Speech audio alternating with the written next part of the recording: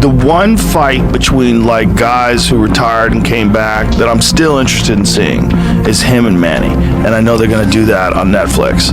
Floyd. I think that's still a high-level fight, though. That's what I love about it, because I think Manny is still a high-level fighter, and Floyd, even in these exhibitions that he's been doing, looking good. He looks great, man. He looks great in sparring.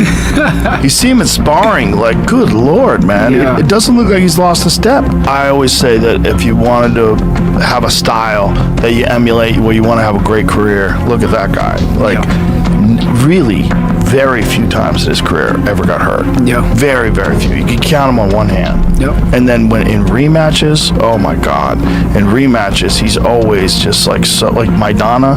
Like Maidana, the first fight was a rough fight. Yeah. Second fight, he looked like a master. Joe Rogan also weighed in on a potential Floyd Mayweather versus Manny Pacquiao clash, offering his own breakdown of how it could play out. He even picked a winner, and his prediction has caught a lot of boxing fans off guard. He's efficient, and he's going to get tired easier.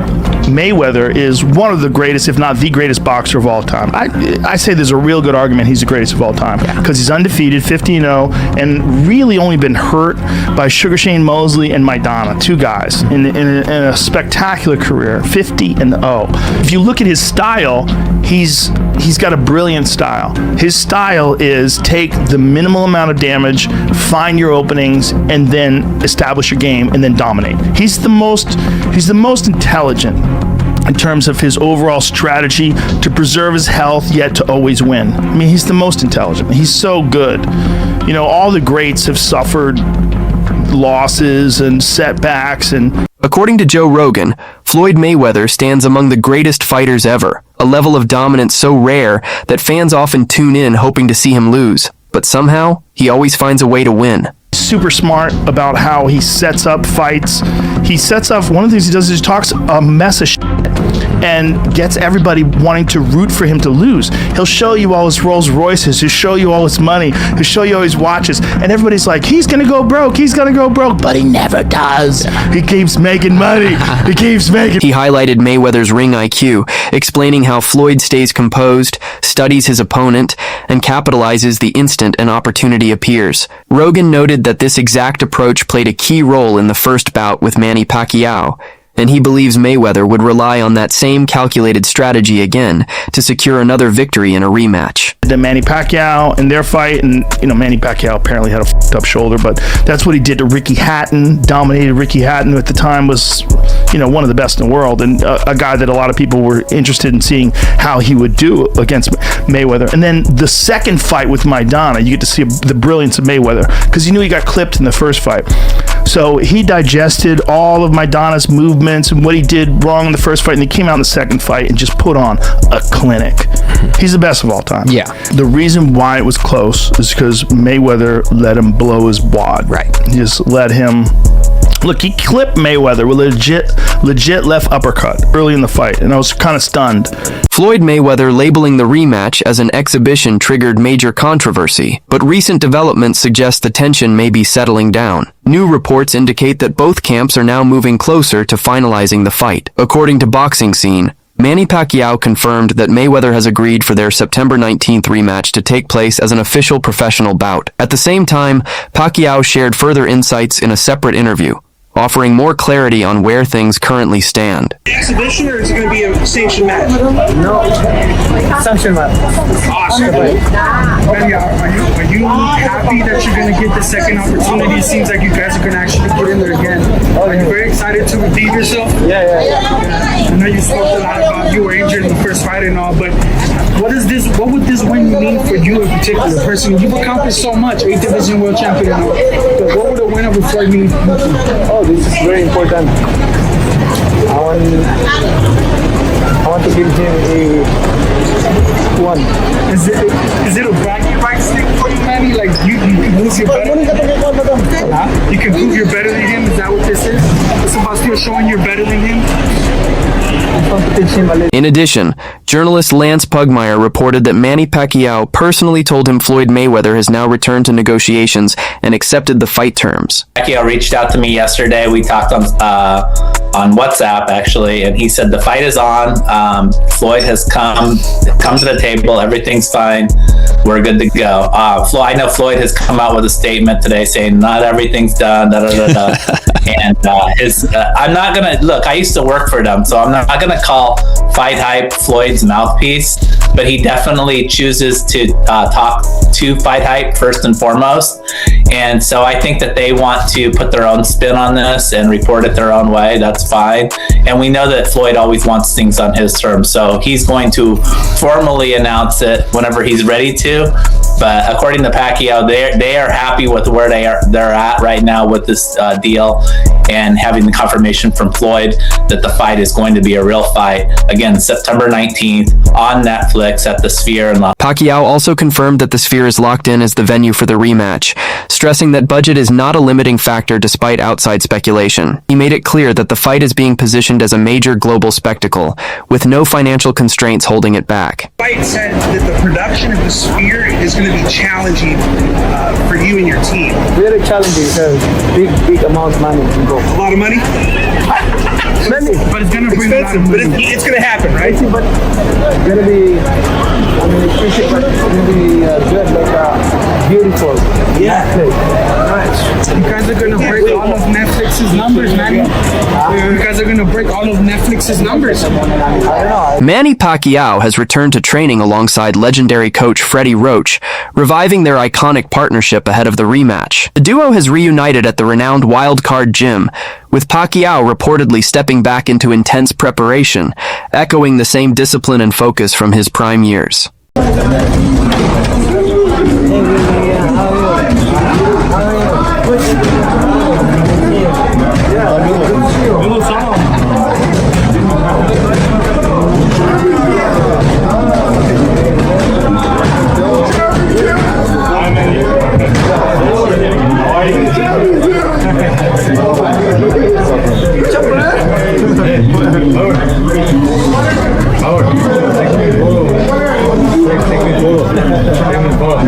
Teofimo Lopez described the rematch as more of a spectacle and a major money-driven event for both fighters, though he admitted it still carries entertainment value. He also gave credit to Floyd Mayweather for consistently delivering massive blockbuster events, saying that's one of the key reasons fans continue to stay invested.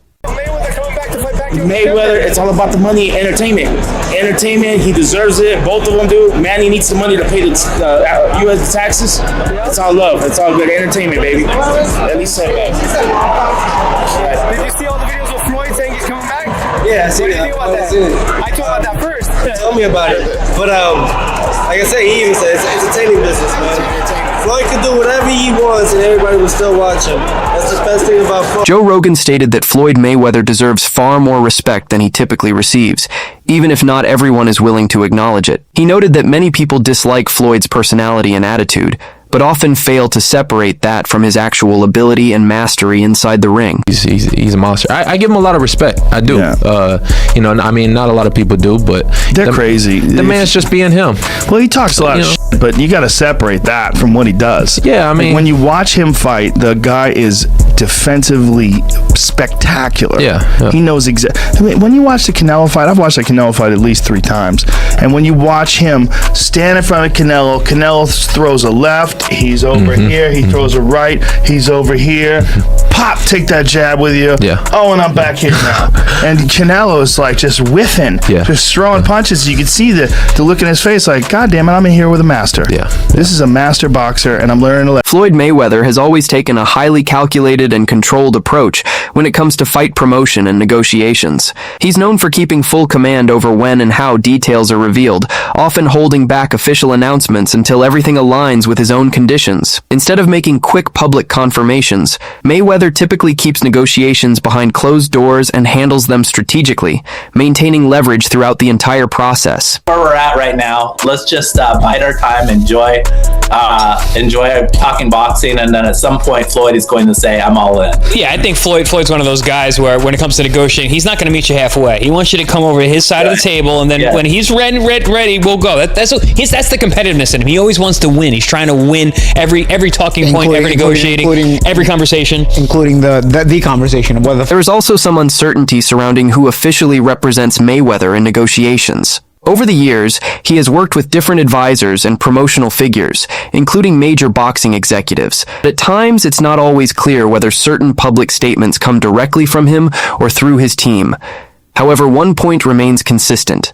Final decisions always rest with Mayweather himself. He is widely seen as the ultimate authority over his career and business moves, reinforcing his long-standing image as a fully independent and highly controlling figure in boxing negotiations. Anything else? I mean, who actually is the mouthpiece for? Paulie brought a great point.